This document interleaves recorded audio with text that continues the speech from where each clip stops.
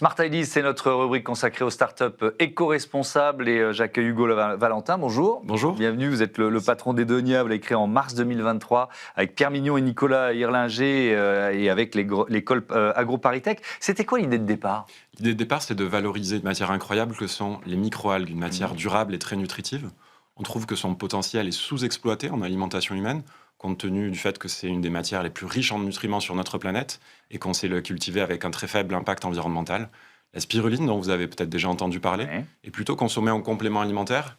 Et nous, on trouvait ça dommage que ce soit cantonné à cet usage et qu'on n'ait pas des usages alimentaires, à savoir les placer au cœur de notre assiette et qu'on puisse vraiment s'alimenter avec. On a compris que le problème était un problème d'expérience gustative. La spiruline, on la connaît comme une poudre verte avec des goûts et des odeurs marqués.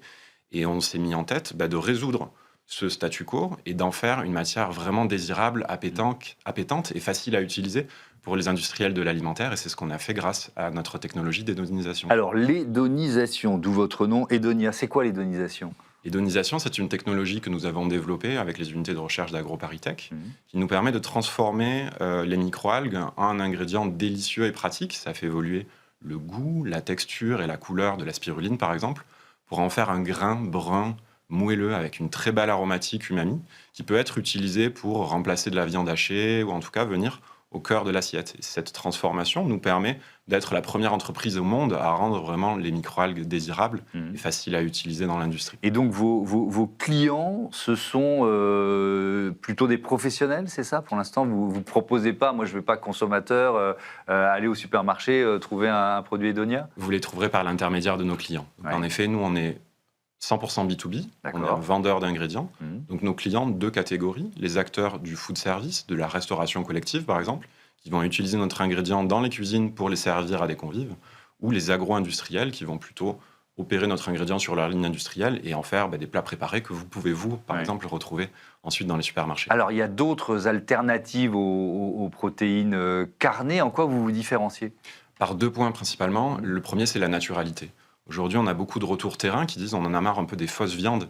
Il y a un Européen sur deux qui déclare éviter les viandes végétales parce qu'il les considère comme trop transformées. Grâce aux microalgues et à notre technologie d'édonisation, on arrive à un très haut niveau de naturalité. On est accrédité ingrédients simples. Ça veut dire que dans notre produit qui s'appelle Edo, vous trouvez de la spiruline et un peu d'huile de tournesol et c'est tout. Et de la spiruline entière, pas juste un fragment ou un extrait. Donc ça fait toute la différence, la naturalité. Et le deuxième, c'est les valeurs nutritionnelles. On le sait depuis longtemps, la spiruline est très très riche en protéines et ça nous permet, nous, de proposer à l'industrie et aux consommateurs un ingrédient qui est plus riche en nutriments que la viande, par exemple, ce qui est une promesse qui est très rare dans le végétal et qui vient couper la crainte d'être potentiellement sujet à des carences quand on végétalise notre alimentation. Pas avec Edo, pas avec notre ingrédient.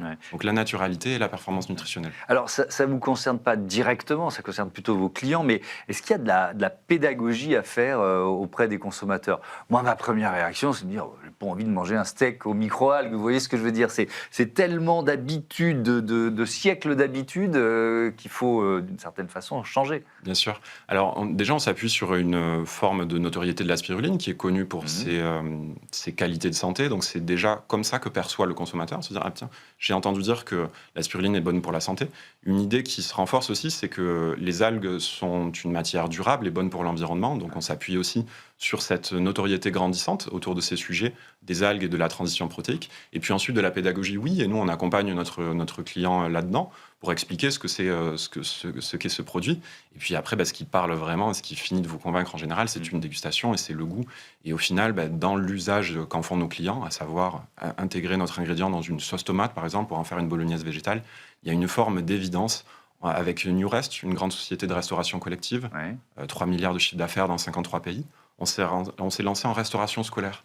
Donc vous doutez bien que les enfants n'ont pas les biais de perception de est-ce que c'est bon pour ma santé, est-ce que c'est bon pour la planète. C'est l'expérience. C'est le goût et l'expérience. Le fait qu'on se régale, qu'on se resserve, c'est finalement ça qui compte quand il s'agit d'alimentation. Newrest, ils opèrent aussi la SNCF. Je le vois sur mes factures quand je vais m'acheter un sandwich ou un croque-monsieur.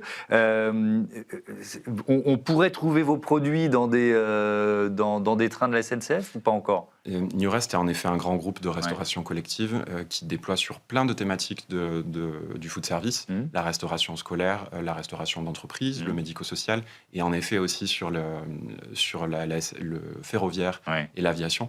Donc aujourd'hui, on a fait un premier lancement cette année qui s'est extrêmement bien passé, qui a validé le fait que les chefs aiment travailler le produit, que leurs convives l'apprécient aussi. Et du coup, on a un gros plan de déploiement avec eux sur l'année 2026 qui va consister à étendre les usages de notre ingrédient dans leurs différents domaines d'activité. Donc en janvier, les chefs de Nurest vont être formés à l'usage du produit pour pouvoir le déployer dans tous ces segments-là. Merci beaucoup, Hugo Valentin, et bon vent à Edonia. Voilà, c'est la fin de ce Smart Impact. Merci à toutes et à tous de votre fidélité. Happy Smart for Change et à bientôt.